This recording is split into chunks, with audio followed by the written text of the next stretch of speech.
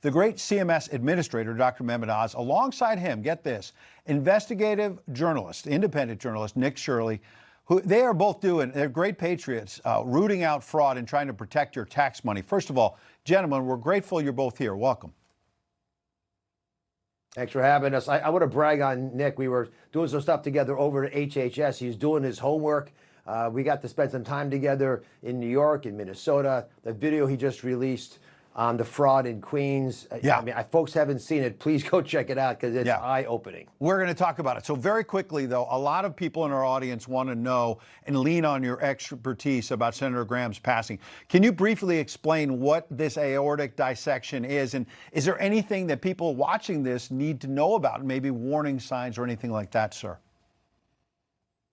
Well, as the president said, he's 100% accurate in his commentary.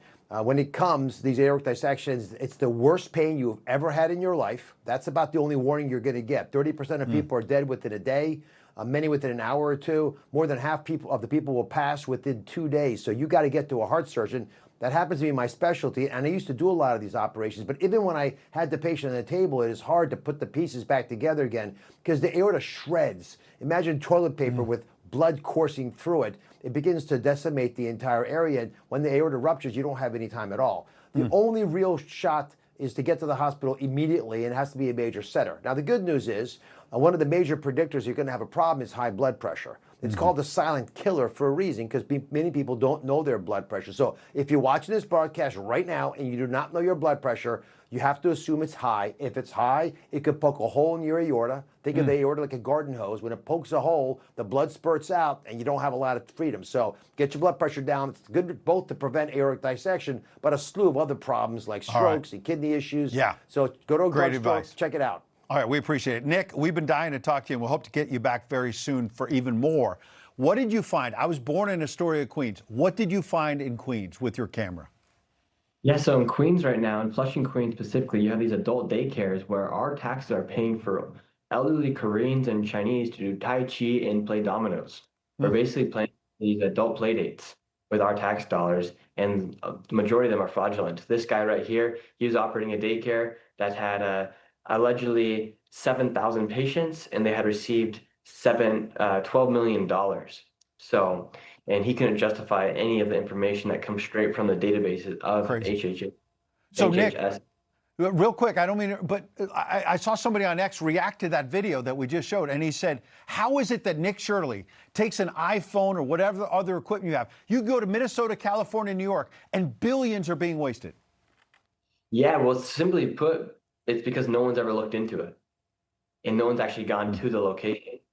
Like Doge did amazing work, and they faced extreme scrutiny from the public. I mean, people bombed Elon Musk Teslas for showing where our money was going. Now I have shown who's actually taking the money, and I get threats myself. It's because, quite frankly, no one's ever looked into it, and those that have looked into it have been punished by the public. Unbelievable. Dr. Oz, final word from you. What are you and the president doing about this? Because this young man, as you know better than I, is doing amazing work.